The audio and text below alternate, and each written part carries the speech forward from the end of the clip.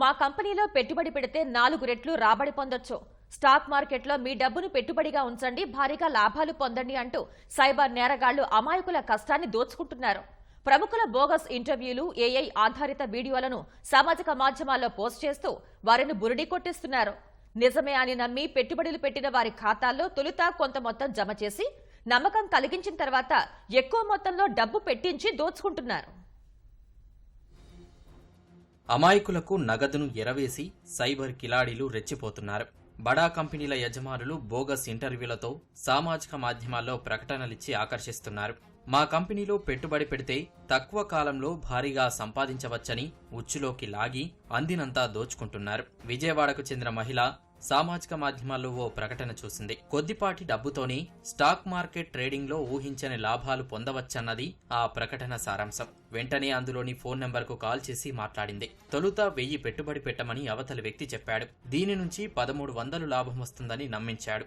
అనుకున్నట్లే లాభం రావడంతో ఆమె దశల వారీగా 5 లక్షల వరకు పెట్టుబడి పెట్టింది. తర్వాత నుంచి ఆ మోసగాడు స్పందించడం మానేశాడు. మరో వ్యక్తి 10 లక్షల రూపాయల వరకు నష్టపోయాడు. ఇలా ఎంతో మంది సైబర్ నేరగాళ్ల వలకు చిక్కి విలవిల్లాడుతున్నారు. మోసపోయిన వారు త్వరగా తమకు ఫిర్యాదు చేస్తే నిందితుల బ్యాంకు ఖాతాలను సీజ్ చేసి నగదును రికవరీ చేసేందుకు అవకాశం ఉంటుందని సైబర్ క్రైమ్ పోలీసులు చెబుతున్నారు.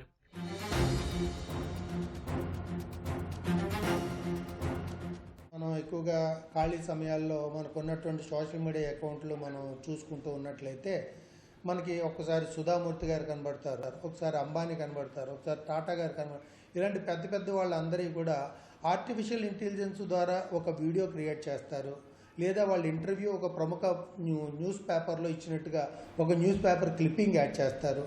చేసి మీరు ఇలా తక్కువ పెట్టుబడితో తక్కువ కాలంలో ఎక్కువ డబ్బులు సంపాదించవచ్చు, దీనివల్ల మొత్తం ఇండియన్ ఎకానమీ ప్రొఫైల్ మారిపోతుంది, పేదవాడు అనేవాడే భారతదేశంలో ఉండడు, దీన్ని మేమందరం కూడా సమర్థిస్తున్నాం, మీరు కూడా దీంట్లో డబ్బులు పెట్టుబడి పెట్టండి అని చెప్పేసి వాళ్ళ ద్వారా మనకి చెప్పించడం అనేది చూస్తూ ఉంటాం.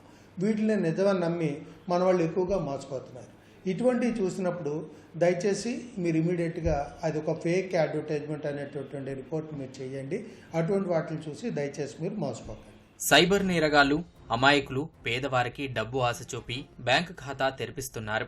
ఆర్థిక లావాదేవీలకు ఆ ఖాతాలను ఉపయోగిస్తున్నారు.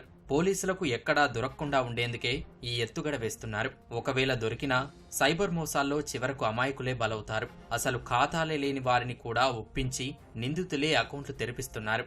వీటికి సంబంధించిన పాస్బుక్, అంతర్జాల, మొబైల్ బ్యాంకింగ్ ఐడి, పాస్వర్డ్లను తమ ఆధీనంలోనే ఉంచుకొని అంతా నడిపిస్తున్నారు. వీరెవరికీ తమ ఖాతాల ద్వారా లక్షల్లో లావాదేవీలు జరుగుతున్నట్లు తెలియదు. ఇందుకుగాను వారికి ప్రతి నెల ఎంతో కొంత నగదు చెల్లిస్తుంటారు. అమాయకుల ఖాతాలో జమ అవుతున్న నగదును పలు బినామీ ఖాతాలకు మళ్లిస్తున్నారు.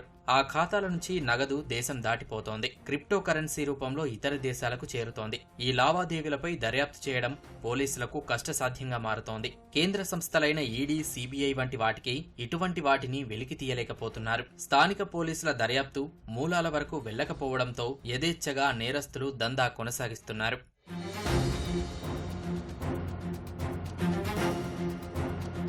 సామాజిక మాధ్యమాల్లో వచ్చే ప్రకటనలు చూసి మోసపోవద్దని సైబర్ క్రైమ్ పోలీసులు సూచిస్తున్నారు. వాట్సాప్, టెలిగ్రామ్ యాప్లకు వచ్చే మెసేజ్లను నమ్మొద్దంటున్నారు. పెట్టుబడి పెట్టే ముందు క్షుణ్ణంగా ఆలోచించాలని సూచిస్తున్నారు.